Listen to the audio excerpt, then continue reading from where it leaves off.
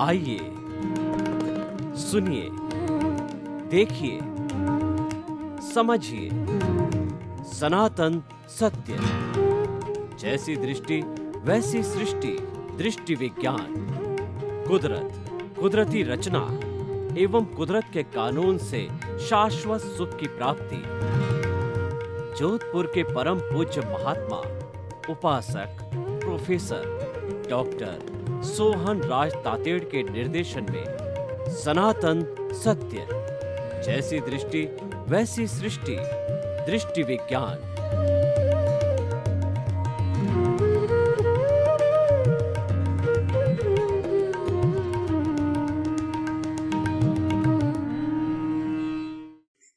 भाइयों और बहनों, आज का बहुत सुंदर विषय है कि जीवन का उत्तम लक्ष्य परोपकार। परोपकार का अगर हम संधि विच्छेद करें तो पर प्लस उपकार, दूसरे का उपकार करना, दूसरे का भला सोचना, दूसरे की चिंता करना, दूसरे को सहयोग करना, अपने से अपने परिवार के अतिरिक्त जो है अन्य को किसी तरह का सहयोग करना परोपकार कहलाता है। स्वार्थ भी अच्छा है, क्योंकि मेरा शरीर है, मेरा परिवार है, मेरा घर है, तो मुझे शरीर की रक्षा के लिए, परिवार के लिए, और मेरा कोई घर में रिलेटिव के साथ साथ में कोई अतिथि देवो भव आ जावे तो उसकी सार संभाल के लिए मुझे सब कुछ करना पड़ेगा, और गृहस्थी करता भी है। गृहस्थी क्या कहता है? साईं इतना दीजिए जामे कुटुंब समाए, मैं भी भूखा न रहूं और साधु न भूखा जाए। कि हे मेरे परम पिता परमेश्वर, मुझे आप इतना दो कि मैं जो है भूखा नहीं रहूं, और मेरा जो कोई भी जो अतिथि आवे वह भी भूखा नहीं जावे, मेरे परिवार का अच्छा भरण पोषण हो जावे। यह भी अच्छी बात है।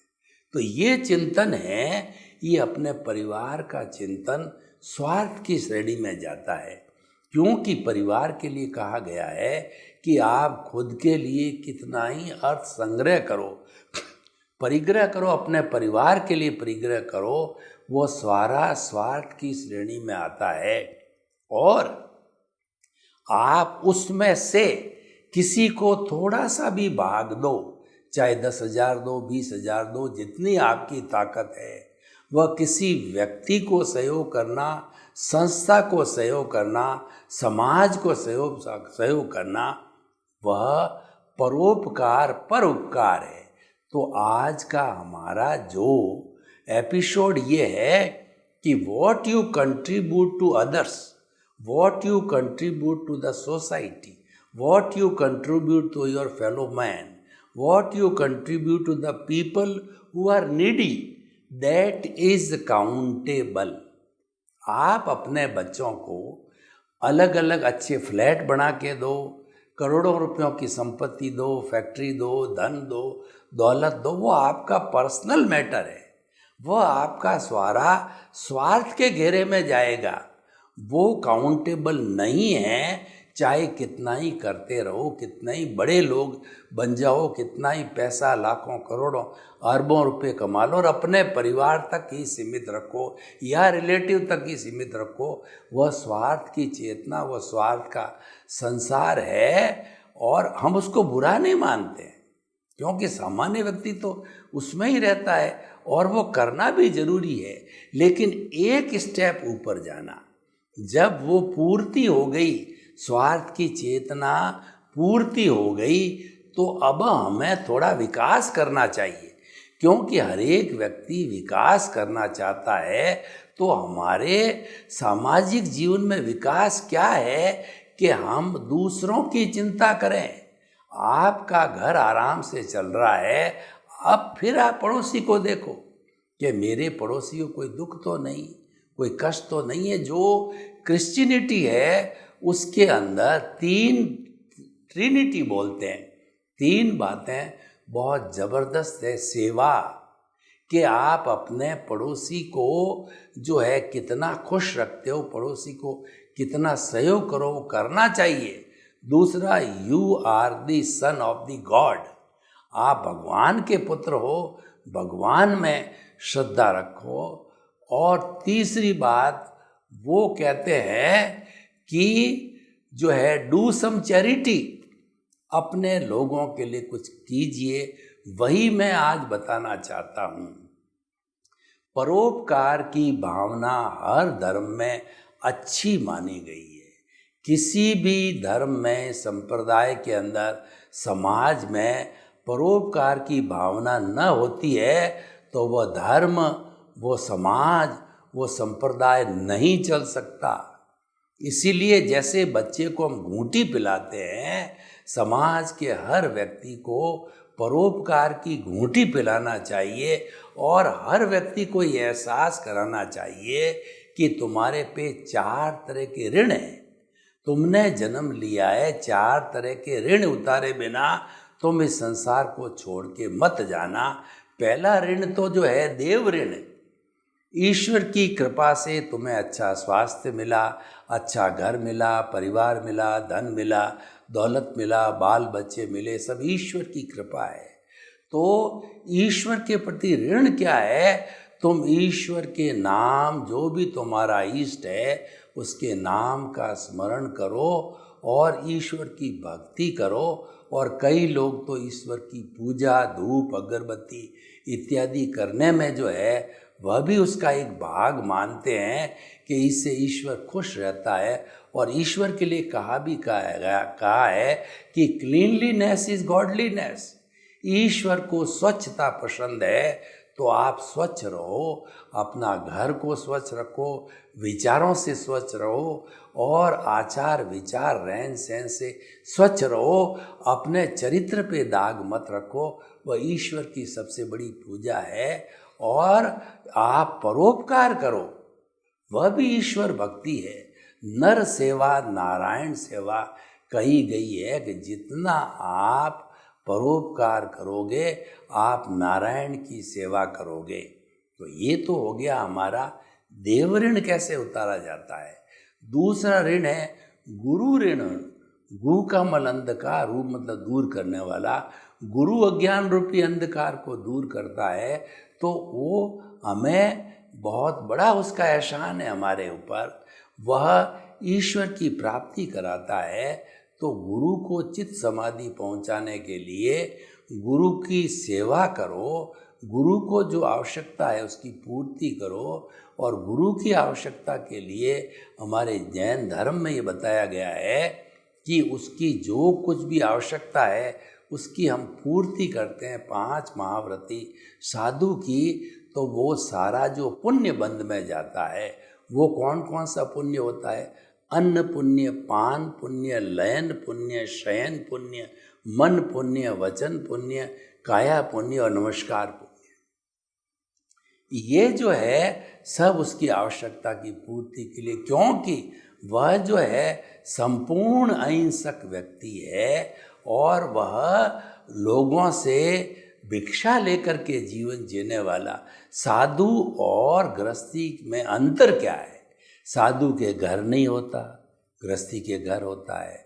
साधु के रसोई नहीं होती, गृहस्थी के रसोई होती है। साधु के संबंध नहीं होता है, गृहस्थी के संबंध होता है। इसलिए कोई भी साधु जो दीक्षित है, उसके सामने उसके माता पिता भी आएंगे तो वो इंट्रोडक्शन ये कराएगा कि मेरे संसार पक्षीय पिता, संसार पक्षीय माता, क्योंकि उसने गृह त्याग कर दिया, कंचिनी कंचन कामिनी को त्याग कर दिया, वसुधैव कुटुंबकम का सदस्य बन गया। इसीलिए पूरे संसार का वो सदस्य है। तो उसका संबंध जो है वह ग्रस्त रूप से अलग हो जाता है। तो भाइयों और बहनों, ऐसे लोगों को चित्त समाधि पहुंचाना, उनकी कोई भी आवश्यकता है उनकी पूर्ति करना है, ये पुण्य का काम है। ये ऋण उतारने के समान है। तो ये गुरु ऋण उतारने की बात हो गई। तीसरा होता है पितृ ऋण। माता पिता ने तुम्हारे को जन्म दिया, पाला पोसा, बड़ा किया। माँ ने 9 महीने पेट में रखा। माँ जो है आले में सोती, आपको सूखे में सुलाया ताकि आपको जुकाम नहीं हो जावे, निमोनिया नहीं हो जावे, ठंड नहीं हो जावे। आप जब चलने लगे तो आपकी हर हरकत का ध्यान रखा कि बच्चा कहीं पड़ नहीं जाए, आग के पास नहीं चला जाए और उसके लग नहीं जाए। सारा ध्यान तुम्हारे पर केंद्रित करके बड़ा किया, पाँव पर खड़ा किया, खिलाया पिलाया, अच्छे कपड़े पहने, खुद फटे हुए पहने और तुम्हारे को नई नई ड्रेसें पिलाई और खुद ने जो है बासी भोजन किया, तुम्हारे को 5 पकवान बनाए और अच्छी कॉन्वेंट स्कूल में तुम्हारे को फीस के लिए खुद सारा सेक्रीफाइस करके अपनी बचत करके तुम्हारे को अच्छा डॉक्टर, इंजीनियर, चार्टर्ड अकाउंटेंट कहिए या कुछ भी कहिए, पढ़ा लिखा करके आपको बनाया। लेकिन आपका उसके प्रति भी ऋण है, माता पिता के प्रति। तो ऋण उतारने के लिए माता पिता की सेवा करो, माता पिता को चित्त समाधि पहुंचाओ, देखो कि उनको किस चीज़ की आवश्यकता है, उनके मन में क्या भाव है, क्या कोई वो दान पुण्य करना चाहते हैं या कुछ चाहते हैं। क्यों कि ओल्ड एज में व्यक्ति के मन में रहती है कि मैं कुछ दान पुण्य करूं, मैं परोपकार करूं, मैं जनता की सहयोग का काम करूं, मैं समाज की सेवा काम करूं। जहाँ अर्थ की बात होती वो कौन पूरी करेगा, वो संतान ही तो पूरी करेगी। तो माता पिता गृहस्थ के भगवान होते हैं, उनको सुख सुविधा पहुंचाना ये संतान का फर्ज होता है और वो उनको चित्त समाधि पहुंचा करके वो पितृ ऋण उतार सकता है। चौथा, समाज का ऋण। समाज हमको पहचान देता है। मनुष्य एक सामाजिक प्राणी है, वो समाज में जन्म लेता है, वो समाज के बिना रह नहीं सकता। कोई व्यक्ति कहे मैं तो हिमालय की गोद में जा कर के और वहाँ अलग साधना करना चाहता हूँ, वहाँ भी उसको समाज चाहिए, क्योंकि उसको वहाँ रोटी चाहिए, कपड़ा चाहिए, शेल्टर चाहिए, पानी चाहिए। कहाँ से आएगा? कोई न कोई सहयोग करने वाला चाहिए। तो सहयोग का मतलब समाज है। समाज परोपकार गुरु जीवानाम के सिद्धांत पर लागू होता है। परस्पर गिव एंड टेक करना, किसी की सेवा लेना, किसी को देना, ये सारा समाज में चलता है। और live and let others live, खुद जियो दूसरे को जीने दो, ये सामाजिक भावना है। ये ऐसा करके हम जो है समाज का ऋण उतार सकते हैं। यानी what we contribute to the society, what we contribute to the others, what we contribute to the needy persons of our society is real service and that is countable। इतिहास उसी का बनता है जो परोपकार करते हैं, याद उनको ही किया जाता है जो परोपकार करते हैं, और लोग गुणगान उसी का करते हैं, उसी की पुण्यतिथि मनाते हैं कि उसने कुछ समाज को दिया। हम जो जवाहरलाल नेहरू की पुण्यतिथि मनाते हैं और महात्मा गांधी की, स्वामी विवेकानंद की, महापुरुषों की, दयानंद सरस्वती की, बाबा साहेब अम्बेडकर की, राम मनोहर लोहिया की पुण्यतिथियाँ मनाते हैं, इंदिरा गांधी की। क्यों मनाते हैं? कि उन्होंने समाज को बहुत दिया। उसकी स्मृति करने के लिए, उनके प्रति श्रद्धांजलि देने के लिए, उनके कार्यों की समीक्षा कर हम जो है उनको श्रद्धांजलि देते हैं, उनको याद करते हैं, उनकी पुण्यतिथि मनाते हैं। और वो अमर हो गए क्योंकि उन्होंने परोपकार किया, समाज को दिया।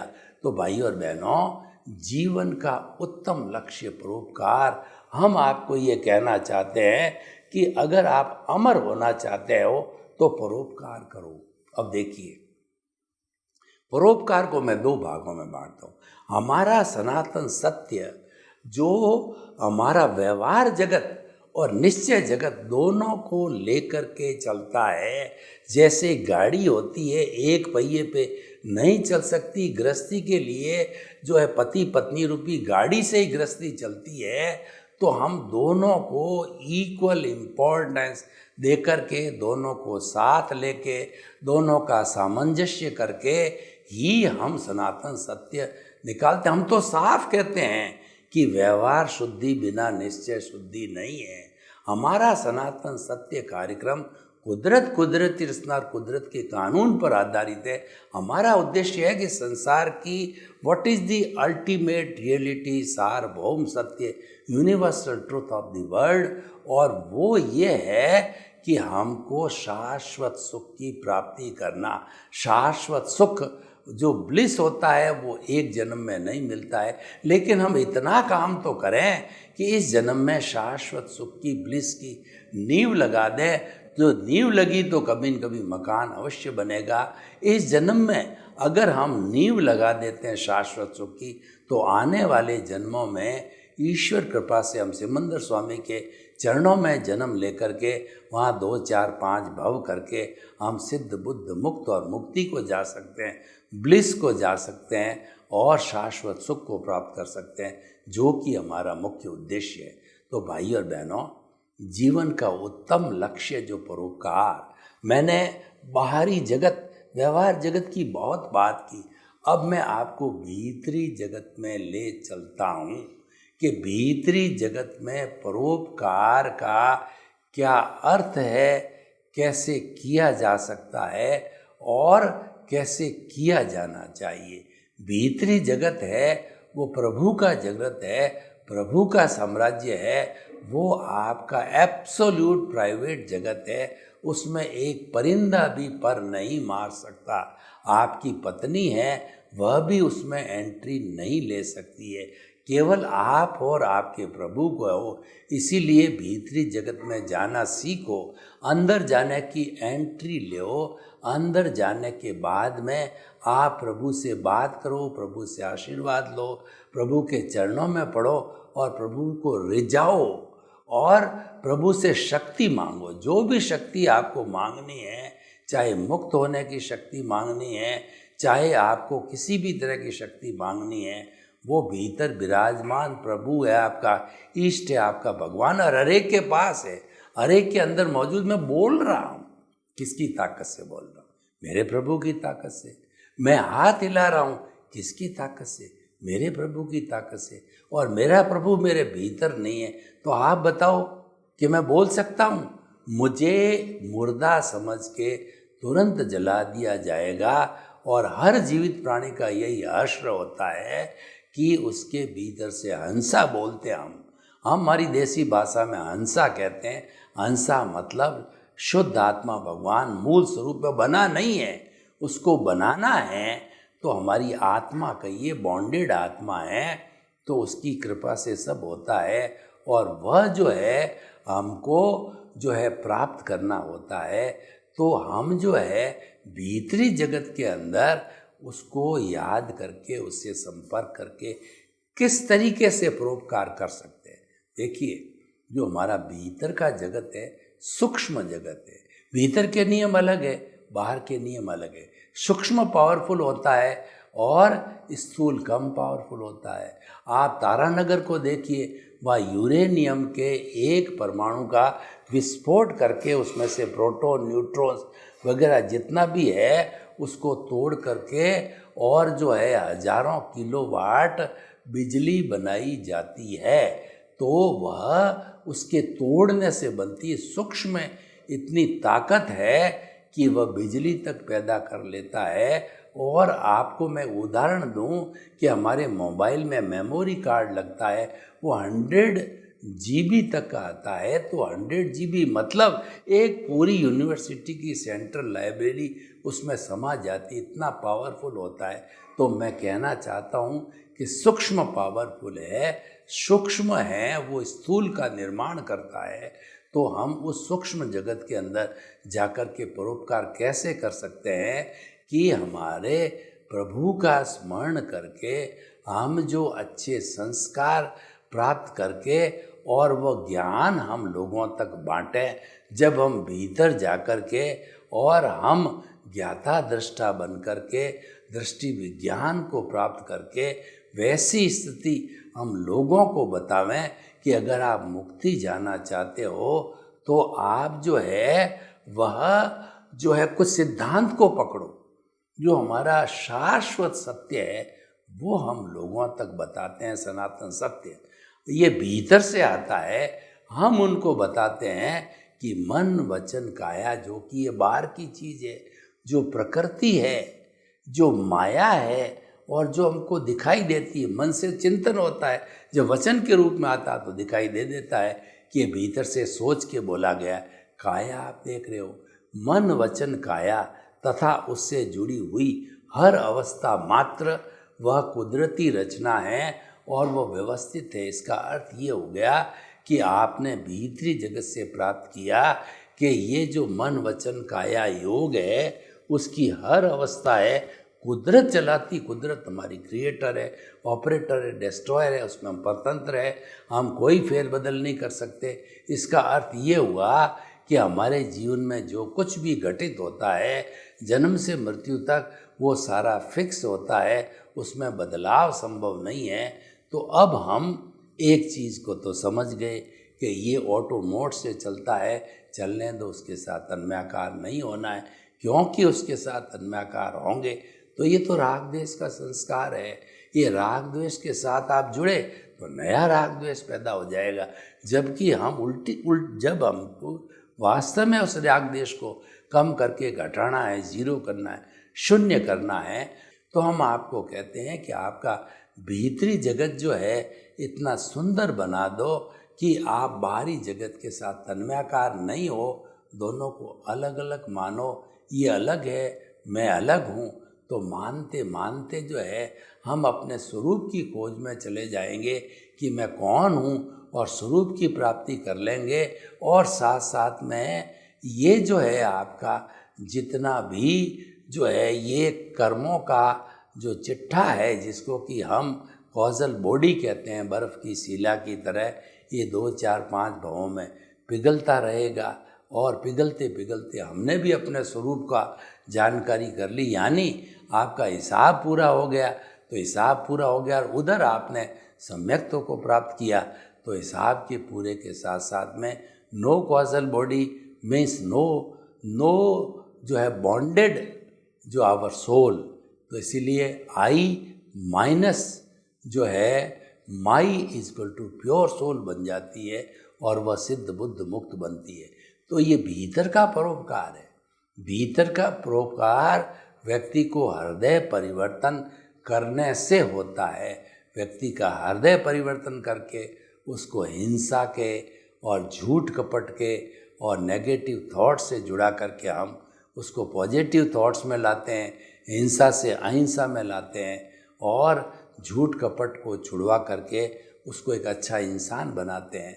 तो ये सारा जो है परोपकार का कार्य है और ये जो है हमारे जीवन का उत्तम लक्ष्य भी है। तो दोनों बातें हमने आपसे की, बाहरी जगत का परोपकार और भीतरी जगत का परोपकार। जब हम दोनों तरह के परोपकार करने लग जाते हैं तो वो हॉलिस्टिक हो जाता है, क्योंकि जो बाहरी जगत का परोपकार होता है उसमें साधनों की आवश्यकता होती है। व्यवहार जगत के अंदर साधन चाहिए, क्योंकि हमारा वो साध्य है। तो क्योंकि हमारा वो साधन है और साध्य है शाश्वत सुख की प्राप्ति, यानी भीतर का जगत है वह साध्य है। तो ये साधन और साध्य दोनों चलते रहते हैं और दोनों को जो है हमें जो है कहना चाहिए प्योरीफाई करना है, दोनों को हमें पवित्र करना है। और जब पवित्र हो जाते हैं तब हम जो है वो सहज ही जो है वो शाश्वत सुख को प्राप्त कर सकते हैं। तो भाई और बहनों, आज का जो हमारा एपिसोड है वो ये है कि जीवन का उत्तम लक्ष्य परोपकार। आप जब में समझ आ गई तो आप अपने जीवन का लक्ष्य बनाइए कि मुझे क्या बनना है। इंजीनियर है, डॉक्टर है, चार्टर्ड अकाउंटेंट है, एमबी है, गृहिणी है, बिजनेसमैन है, नेता है, क्या बनना है उसके अनुरूप आप शिक्षा को ग्रहण करिए। और शिक्षा को graduation, post graduation, doctorate, post doctor करते करते आप वैसे बन जाओगे। परंतु बनने के बाद मान लीजिए आपने 25-27 साल की उम्र में पूरी पारंगत हो गए, शिक्षा प्राप्त कर ली, लेकिन जीवन का ध्येय बनाइए उस शिक्षा का उपयोग क्या करना है, वो बड़ी बात होती है। अगर वो उपयोग परोपकार में होता है तो जीवन का उत्तम लक्ष्य बनता है। और हमारी शिक्षा प्राप्त करने के बाद साधन, धन, संपत्ति सब कुछ भाग्योदय से या कमा के प्राप्त कर लिए जाते हैं, लेकिन वो हम दूसरों के उपयोग में नहीं काम लेते हैं, अपने स्वार्थ के लिए ईट, ड्रिंक एंड बी मैरी में काम लेते हैं, अपनी नीड को पूरा करने में काम लेते हैं और ग्रीड स्वरूप वो रह जाती है। तो फिर परोपकार नहीं हो सकता और उसकी कोई वैल्यू भी नहीं होती है। परोपकार का एक भावना होनी चाहिए। हर व्यक्ति परोपकार कर सकता है। उदाहरण के तौर पे देखिए कि आज ट्रेन चल रही है और एक टीटी है, वो टीटी परोपकार या लोगों की सेवा परोपकार एक ही बात है। तो वो किस तरीके से परोपकार करे कि वो लोगों को सहयोग दे करके, लोगों के साथ अच्छा व्यवहार करके वो परोपकार कर सकता है। सर्वे भवन्तु सुखिनः, सर्वे सन्तु निरामया। लोक के सब जीवों को सुख मिले, शांति मिले, आनंद मिले, प्रेम मिले, सौहार्द मिले और सभी शांतिपूर्ण सहस्थित से अपने जीवन को यापन कर सिद्ध बुद्ध मुक्त बने। आपके प्रति मंगल भावना। ओम शांति।